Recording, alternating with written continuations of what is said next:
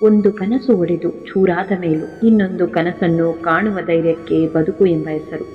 ಆರ್ಥಿಕ ಸ್ಥಿತಿ ಎಷ್ಟೇ ಚೆನ್ನಾಗಿದ್ರೂ ಕೂಡ ಜೀವನದಲ್ಲಿ ನಿಜವಾದ ಸಂತೋಷವನ್ನು ಅನುಭವಿಸಲು ಮಾನಸಿಕ ಸ್ಥಿತಿ ಚೆನ್ನಾಗಿರೋದು ಅಷ್ಟೇ ಅವಶ್ಯಕ. ಜೀವನದಲ್ಲಿ ಎಲ್ಲವೂ ಇದ್ದಾಗ ನಿನ್ನವರು ಯಾರು ಎಂದು ಗೊತ್ತಾಗೋದಿಲ್ಲ. ಜೀವನದಲ್ಲಿ ಎಲ್ಲವನ್ನು ಕಳೆದುಕೊಂಡಾಗ ನಿನ್ನವರು ಯಾರು ಎಂದು ಗೊತ್ತಾಗುತ್ತೆ. ನಂಬಿಕೆ ಅನ್ನುವ ಪದ ತುಂಬಾನೇ ಪವಿತ್ರವಾದದ್ದು. ಅದನ್ನು ಗೌರವದಿಂದ ಉಳಿಸಿಕೊಳ್ಳಿ. ನಿಮ್ಮ ಅವಶ್ಯಕತೆಗೆ ತಕ್ಕಂತೆ ಬಳಸಿಕೊಳ್ಳದಿರಿ. ನಿನ್ನನ್ನು ಬೇರೆಯವರೊಂದಿಗೆ ಹೋಲಿಸಿಕೊಂಡು ಬೇಸರ ಪಡಬೇಡ. ಯಾಕೆಂದರೆ ಚಿನ್ನ ಮತ್ತು ಅನ್ನ ಎರಡಕ್ಕೂ ಅದರದೇ ಆದ ಮಹತ್ವವಿದೆ. ಸಂದರ್ಭ ಬಂದಾಗ ಬೆಲೆ ತಿಳಿಯುತ್ತೆ. ಬಡತನ ಕಣ್ಣೀರಿನಿಂದಲ್ಲ, ಬೆವರ ಹನಿಗಳಿಂದ ಕರಗುತ್ತೆ. ಸಮಯವನ್ನು ಎಂದಿಗೂ ದ್ವೇಷಿಸಬೇಡಿ. ಯಾಕೆಂದರೆ ಕೇವಲ ಅದು ಮಾತ್ರವೇ ಮನುಷ್ಯನ ನಿಜ ರೂಪವನ್ನು ತೋರಿಸುತ್ತೆ. ಸಮಾಜಕ್ಕೆ ಹೆದರಿ ನಿಮ್ಮ ನಿರ್ಧಾರಗಳನ್ನು ಎಂದಿಗೂ ಬದಲಾಯಿಸಬೇಡಿ. ಸಮಾಜವು ನಿಮಗೆ ಸಲಹೆ ನೀಡುತ್ತೆ, ಆಹಾರವನ್ನಲ್ಲ. ನಿಮ್ಮ ಪರಿಸ್ಥಿತಿ ಕೆಟ್ಟಿರುವಾಗ ಸಮಯ ಮತ್ತು ದೇವರನ್ನು ಬಲವಾಗಿ ನಂಬಿ. ಯಾಕೆಂದರೆ ಸಮಯಕ್ಕೆ ಕಲ್ಲಿದ್ದಲನ್ನು ವಜ್ರವನ್ನಾಗಿಸಿ ಪರಿವರ್ತಿಸುವ ಶಕ್ತಿ ಇದೆ ಮತ್ತು ಪರಮಾತ್ಮನಿಗೆ ಭಿಕ್ಷುಕನನ್ನು ಹಾವಿನ ಹಲ್ಲಿನಲ್ಲಿ ಇರುವ ವಿಷಕ್ಕಿಂತ ಮನುಷ್ಯನ ದೃಷ್ಟಿಯಲ್ಲಿ ಇರುವ ಅಸೂಯೆ ಅತ್ಯಂತ ಅಪಾಯಕಾರಿ. ನಾವು ಮಾಡುವ ಕೆಲಸದಲ್ಲಿ ನಿಷ್ಠೆ, ಪ್ರಾಮಾಣಿಕತೆ, ಸಾಧ್ಯತೆ ಇದ್ದರೆ ಫಲ ನೀಡುವ ದೇವರು ಯಾವ ಸಂದರ್ಭದಲ್ಲಾದರೂ ನಮ್ಮನ್ನು ಕಾಪಾಡುತ್ತಾನೆ. ಒಬ್ಬರ ಭಾವನೆಗಳ ಜೊತೆ ಆಟವಾಡುವುದು ಅವರನ್ನು ಕೊಂದಷ್ಟೇ ಪಾಪ. ನೆನಪಿರಲಿ, ಯಾರೊಬ್ಬರ ಚಿಂತೆ ಬೇಡ, ಎಲ್ಲರೂ ಸ್ವಾರ್ಥಿಗಳೇ. ಯಾವ ವ್ಯಕ್ತಿ ತನ್ನ ತಪ್ಪನ್ನು ಸರಿಪಡಿಸಿಕೊಳ್ಳಲು ತಾನಾಗಿಯೇ ಹೋರಾಟ ಮಾಡುತ್ತಾನೋ ಆತನನ್ನು ಸೋಲಿಸಲು ಯಾರಿಂದಲೂ ಸಾಧ್ಯವಿಲ್ಲ. ಸಮಯವೂ ನಿನ್ನದೇ, ಶ್ರಮವೂ ನಿನ್ನದೇ, ಸಾಧಿಸುವ ಛಲ ಹಾಗೂ ಪ್ರತಿಫಲ ಕೂಡ. ಕಾಯುವ ತಾಳ್ಮೆ ಇದ್ದರೆ ಒಳ್ಳೆಯ ದಿನ ಬಂದೇ ಬರುತ್ತೆ. ದ್ವೇಷ ಸಾಧಿಸಿಕೊಂಡು ಹೋಗೋಕೆ ಇಲ್ಲಿ ಯಾರೂ ನಮ್ಮವರಲ್ಲ, ಯಾರೂ ಶಾಶ್ವತವಲ್ಲ. ದುಃಖದಲ್ಲಿದ್ದಾಗ ಕರೆಯದೆ ಹೋಗಬೇಕು. ಸಂತೋಷಕ್ಕೆ ಕರೆದರೆ ಮಾತ್ರ ಹೋಗಬೇಕು. ಕಷ್ಟಕ್ಕೆ ಕೇಳದೆ ಕೊಡಬೇಕು. ಇಷ್ಟಕ್ಕೆ ಕೇಳಿದರಷ್ಟೇ ಕೊಡಬೇಕು. ಇದೆ ಎಂದು ತೋರಿಸಬಾರದು, ಇಲ್ಲವೆಂದು ಸಾರಲುಬಾರದು. ಇದ್ದು ಇಲ್ಲದಂತೆ ಇರಬೇಕು, ಸತ್ತರೂ ಬದುಕಿದಂತಿರಬೇಕು. ಸತ್ಯ, ದಾನ, ಧರ್ಮ, ನ್ಯಾಯ ನೀತಿಗಳು ಉಳಿತಾಯ ಖಾತೆಗೆ ಜಮಾ ಮಾಡಿದಂತೆ ಕಷ್ಟ ಕಾಲದಲ್ಲಿ ಸಹಾಯಕ್ಕೆ ಬರುತ್ತೆ. ಸುಳ್ಳು, ಮೋಸ, ದ್ರೋಹ, ವಂಚನೆ ದೇವರ ಬಳಿ ಸಾಲ ಮಾಡಿದಂತೆ ಒಂದಲ್ಲ ಒಂದು ದಿನ ಬಡ್ಡಿ ಸಮೇತ ತೀರಿಸಲೇಬೇಕು. ನೆಮ್ಮದಿ ಯಾವುದೇ ವಸ್ತು ಅಥವಾ ಹಣದಲ್ಲಿ ಇರುವುದಿಲ್ಲ, ನಮ್ಮ ಆಲೋಚನೆ ಮತ್ತು ಮನಸ್ಸಿನಲ್ಲಿ ಇರುತ್ತೆ. ನೀನು ನಿನ್ನ ಭವಿಷ್ಯವನ್ನು ನಿರ್ಧರಿಸಲು ಸಾಧ್ಯವಿಲ್ಲ. ನೀನು ನಿನ್ನ ಹವ್ಯಾಸಗಳನ್ನು ನಿರ್ಧರಿಸಿದರೆ ಅದೇ ನಿನ್ನ ಭವಿಷ್ಯವನ್ನು ನಿರ್ಧರಿಸುತ್ತೆ. ಬದುಕಿನಲ್ಲಿ ಯಾರೇ ಎಷ್ಟೇ ಹುಳಿ ಹಿಂಡಿದ್ರೂ ಒಡೆದ ಹಾಲಿನಂತೆ ಮೊಸರು, ಮಜ್ಜಿಗೆ, ತುಪ್ಪ, ಬೆಣ್ಣೆ ಮಾಡಿಕೊಳ್ಳುವ ಜಾಣತನ ನಮ್ಮಲ್ಲಿರಬೇಕು. ಯಾರ ಬಗ್ಗೆಯೂ ಕೆಟ್ಟದಾಗಿ ಯೋಚಿಸಿದವರಿಗೆ ಈ ಜಗತ್ತಿನಲ್ಲಿ ಒಳ್ಳೆಯ ಸಮಯಗಳು ಖಂಡಿತವಾಗಿಯೂ ಬರುತ್ತೆ ಮತ್ತು ಅವರ ಕಾರ್ಯಗಳು ಒಳ್ಳೆಯದಾಗಿರುವ ವ್ಯಕ್ತಿಯ ಜೀವನದಲ್ಲಿ ಎಂದಿಗೂ ಕತ್ತಲೆ ಇರೋದಿಲ್ಲ. ಯಾವ ವ್ಯಕ್ತಿ ಸಂಬಂಧಗಳಿಂದ ಕೇವಲ ನೋವುಗಳನ್ನೇ ಪಡೆಯುತ್ತಾನೋ ಅಂತಹ ವ್ಯಕ್ತಿ ಜೀವನದಲ್ಲಿ ಮತ್ತೆ ಸಂಬಂಧಗಳನ್ನು ಬಯಸೋದಿಲ್ಲ ಮತ್ತು ಒಂಟಿಯಾಗಿರಲು ಪ್ರಾರಂಭಿಸುತ್ತಾನೆ. ಮನುಷ್ಯನ ಎಲ್ಲ ದುಃಖಗಳಿಗೆ ಮುಖ್ಯ ಕಾರಣ ಅತೃಪ್ತಿ. ನಿಮ್ಮನ್ನು ಕೀಳಾಗಿ ಕಾಣುವವರು ಯಾರೇ ಇರಲಿ, ಅವರಿಂದ ದೂರ ಇರಿ. ನಿಮ್ಮನ್ನು ಸ್ನೇಹ ಪ್ರೀತಿಯಿಂದ ಕಾಣುವವರು ಬಡವರೇ ಆಗಿರಲಿ, ಅವರ ಸನಿಹದಲ್ಲಿರಿ. ಆಗ ನಿಮಗೂ ಬೆಲೆ, ನಿಮ್ಮ ಮಾತಿಗೂ ಬೆಲೆ. ಯಾರಿಗೂ ಉಪದೇಶ ಮಾಡಬೇಡಿ. ನೀವೇನು ಮಾಡಬೇಕಂತಿದ್ದೀರೋ ಹಾಗೆ ಬದುಕಿ ತೋರಿಸಿ.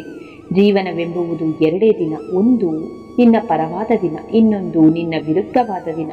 ಪರವಾದ ದಿನಗಳಲ್ಲಿ ಹಿಗ್ಗದೆ, ವಿರುದ್ಧವಾದ ದಿನದಲ್ಲಿ ಕುಗ್ಗದೆ ಜೀವನ ನಡೆಸಬೇಕು. ಬದಲಾಯಿಸಲು ಸಾಧ್ಯವಾಗದ ಸಮಸ್ಯೆಯನ್ನು ಸವಾಲಾಗಿ ಸ್ವೀಕರಿಸಿ.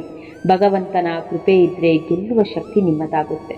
ಸಮಸ್ಯೆ ಬಂದಿತೆಂದು ಭಯಪಡಬೇಡಿ. ಆ ಸಮಸ್ಯೆಗೆ ನಿಮ್ಮಲ್ಲಿಯೇ ಪರಿಹಾರವಿದೆ.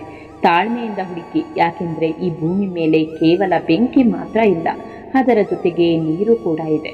ನೀವು ತಪ್ಪು ದಾರಿಯಲ್ಲಿ ಎಷ್ಟೋ ದೂರ ಹೋಗಿರಬಹುದು, ಆದರೆ ನೀವು ಈಗಲೂ ತಿರುಗಿ ಸರಿದಾರಿಗೆ ಮರಳಬಹುದು.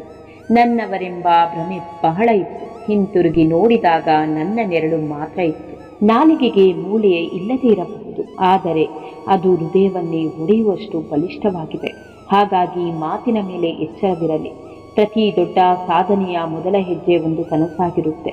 ದೇವರು ಯಾರನ್ನು ಹರಸಬೇಕೆಂದು ತೀರ್ಮಾನಿಸಿರುತ್ತಾನೋ ಅವರನ್ನು ಅತ್ಯಂತ ಕಠಿಣ ಪರೀಕ್ಷೆಗಳಿಗೆ ಒಳಪಡಿಸುತ್ತಾನೆ.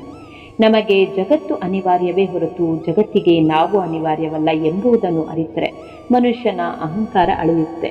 ಹೇಗೆ ಕಾರ್ಮೋಡಗಳು ಹೆಚ್ಚು ಹೊತ್ತು ಸೂರ್ಯನನ್ನು ಮುಚ್ಚಿಡಲು ಸಾಧ್ಯವಿಲ್ಲವೋ ಅದೇ ರೀತಿ ಭಗವಂತನು ಕೊಡುವ ಸತ್ಯವಾದ ಜ್ಞಾನವನ್ನು ಅನ್ಯ ಯಾವುದೇ ಅಜ್ಞಾನದಿಂದ ಹೆಚ್ಚು ದಿನ ಮುಚ್ಚಿಡಲು ಸಾಧ್ಯವಿಲ್ಲ. ನಮ್ಮ ಬದುಕನ್ನು ಬೇರೆಯವರ ಜೊತೆ ಹೋಲಿಸಲು ಹೋಗಬಾರದು. ಯಾಕೆಂದರೆ ಸೂರ್ಯ ಮತ್ತು ಚಂದ್ರರನ್ನು ಒಂದೇ ರೀತಿ ಹೋಲಿಕೆ ಮಾಡಲು ಸಾಧ್ಯವೇ? ಸಮಯವು ಪಕ್ವತೆಯನ್ನು ಪಡೆದಾಗ ಪ್ರತಿಯೊಬ್ಬರ ಅಂತಃಪ್ರಜ್ಞೆಯು ಅನಾವರಣಗೊಳ್ಳುತ್ತೆ. ನಾವು ಜೀವನದಲ್ಲಿ ಅನುಭವಿಸುವ ಪ್ರತಿಯೊಂದು ನೋವು ಕಷ್ಟಗಳು ನಮಗೆ ಒಂದೊಂದು ರೀತಿಯ ಪಾಠಗಳನ್ನು ಕಲಿಸುತ್ತೆ. ಆದರೆ ಎಲ್ಲ ನೋವು ಕಷ್ಟಗಳನ್ನು ಮೆಟ್ಟಿ ನಿಂತಾಗಲೇ ಗುರಿ ಸಾಧಿಸಲು ಸಾಧ್ಯವಾಗುತ್ತೆ. ನಿನ್ನ ಜೀವನದ ಮೊದಲ ಸ್ನಾನ ನಿನಗೆ ಬೇರೆ ಯಾರೋ ಮಾಡಿಸಿದ್ದಾರೆ. ಜೀವನದ ಕೊನೆಯ ಸ್ನಾನವು ಕೂಡ ಬೇರೆ ಯಾರೋ ಮಾಡಿಸುತ್ತಾರೆ. ಆದರೆ ಇದರ ನಡುವೆ ಅಹಂಕಾರ ಯಾಕೋ ಮಾನವ? ಚಿಲ್ಲರೆ ನಾಣ್ಯಗಳು ಸದ್ದು ಮಾಡಿದ ಕೂಡಲೇ ನೋಟುಗಳು ತಮ್ಮ ಮೌಲ್ಯವನ್ನು ಕಳೆದುಕೊಳ್ಳುವುದಿಲ್ಲ.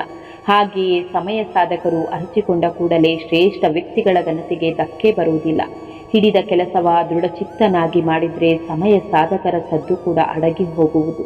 ಈ ಜಗತ್ತಿನಲ್ಲಿ ಯಾವುದನ್ನು ಎಷ್ಟು ಜನ ಅನುಸರಿಸುತ್ತಿದ್ದಾರೆ ಎನ್ನುವುದಕ್ಕಿಂತ ಅನುಸರಿಸುತ್ತಿರುವುದರಲ್ಲಿ ಎಷ್ಟು ಸತ್ಯವಿರುತ್ತೆ ಎನ್ನುವುದು ಮುಖ್ಯವಾಗಿರುತ್ತೆ. ಮನಸ್ಸಿನಲ್ಲಿರುವ ನೋವುಗಳು ವಾಸಿಯಾಗುವುದಕ್ಕೆ ಬೇಕಾಗಿರುವುದು ಎರಡೇ ಔಷಧ, ಒಂದು ಕಾಲ, ಇನ್ನೊಂದು ಮೌನ.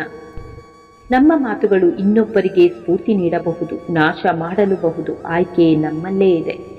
ಸಮಯ ಬದಲಾಗಲಿ ಎಂದು ಕಾಯಬೇಡ, ಮೊದಲು ನೀನು ಬದಲಾಗು. ಯಾಕೆಂದರೆ ನೀನು ನಂಬಿದವರೇ ನಿನ್ನ ಮುಂದೆಯೇ ಬದಲಾಗಿದ್ದಾರೆ. ಯಾವುದಕ್ಕೂ ಜಾಸ್ತಿ ಆಸೆ ಪಡಬೇಡಿ. ಯಾಕೆಂದರೆ ನಮ್ಮ ಹಣೆಬರಹದಲ್ಲಿ ಏನು ಬರೆದಿದೆಯೋ ಅದೇ ನಮಗೆ ಸಿಗೋದು ಹೊರತು ಬೇರೆ ಯಾವುದು ಸಿಗೋದಿಲ್ಲ. ಕೆಲವು ವಿಷಯಗಳು ಕಾನೂನು ಕೈಯಲ್ಲಿ ಅಸಾಧ್ಯ, ಕರ್ಮದ ಕೈಯಲ್ಲಿ ಸಾಧ್ಯ. ಪ್ರತಿಯೊಬ್ಬ ವ್ಯಕ್ತಿಯ ಜೀವನದಲ್ಲಿ ದೇವರನ್ನು ಹೊರತುಪಡಿಸಿ ಈ ಜಗತ್ತಿನಲ್ಲಿ ಯಾರೂ ತನ್ನವರಲ್ಲ ಎಂದು ಪೂರ್ಣ ಹೃದಯದಿಂದ ಭಾವಿಸುವ ಸಮಯ ಬಂದೇ ಬರುತ್ತೆ. ಇನ್ನೊಬ್ಬರಿಗೆ ಮಾರ್ಗದರ್ಶನ ನೀಡುವುದು ಸುಲಭ, ನಾವೇ ಹೊಸ ಮಾರ್ಗವನ್ನು ಕಂಡುಕೊಳ್ಳುವುದು ಕಷ್ಟ. ಹಾಗಲಕಾಯಿಯಂತಹ ಶಿಕ್ಷಣ ರುಚಿಸಿದ್ರೆ ಕಹಿ, ಜೀರ್ಣಿಸಿಕೊಂಡ್ರೆ ಸಿಹಿ. ಸಂಪತ್ತಿನ ಬೆಲೆಯೇ ಬೇರೆ, ಸಂಸ್ಕಾರದ ಬೆಲೆಯೇ ಬೇರೆ. ವ್ಯಕ್ತಿಯನ್ನು ಬಟ್ಟೆ ಅಥವಾ ಸಂಪತ್ತಿನಿಂದ ಅಳೆಯಲು ಹೋಗಬೇಡ. ವ್ಯಕ್ತಿಗೆ ಗುಣವೇ ಸಂಪತ್ತು, ಸಂಸ್ಕಾರವೇ ಐಶ್ವರ್ಯ. ಬೆಲೆ ಇಲ್ಲದ ಕಡೆ ಬೆವರು ಹರಿಸಿ ದುಡಿದ್ರೂ ಕೊನೆಗೆ ಸಿಗುವುದು ಬೇಸರವಷ್ಟೇ. ನೀನು ಒಬ್ಬರಿಗೆ ಏನನ್ನು ಬಯಸುತ್ತೀಯೋ ಅದನ್ನೇ ನಿನಗೆ ಕೊಡಲು ಕರ್ಮ ತಯಾರಾಗಿರುತ್ತೆ. ಬಯಸೋದಾದರೆ ಒಳ್ಳೆಯದನ್ನೇ ಬಯಸು, ನಿನಗೂ ಒಳ್ಳೆಯದಾಗುತ್ತೆ.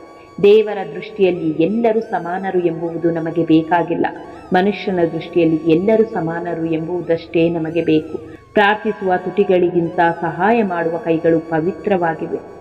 ಬೇರೆಯವರಲ್ಲಿರುವ ಒಳ್ಳೆತನ ಹುಡುಕುತ್ತಾ ಹೊರಟಾಗಲೇ ನಮ್ಮೊಳಗಿನ ಒಳ್ಳೆತನಗಳು ಹೊರಬರುವುದು. ಕೆಟ್ಟ ಸಮಯ ಬಂದಾಗ ಭಯಪಡಬೇಡ, ಒಳ್ಳೆಯ ಸಮಯ ಬಂದಾಗ ದಾರಿ ತಪ್ಪಬೇಡ. ಇತಿಹಾಸ ಹೇಳುತ್ತೆ ಕಳೆದು ಹೋದ ದಿನ ಸುಖವಾಗಿತ್ತು. ವಿಜ್ಞಾನ ಹೇಳುತ್ತೆ ನಾಳೆ ಬರುವ ದಿನ ಸುಖವಾಗಿರುತ್ತೆ. ಆದರೆ ಧರ್ಮ ಹೇಳುತ್ತೆ ಸತ್ಯವಾದ ಮನಸ್ಸು ಹಾಗೂ ಸ್ವಚ್ಛವಾದ ಹೃದಯವಿದ್ದರೆ ಪ್ರತಿ ಕ್ಷಣವೂ ಸುಖಕರವಾಗಿರುತ್ತೆ.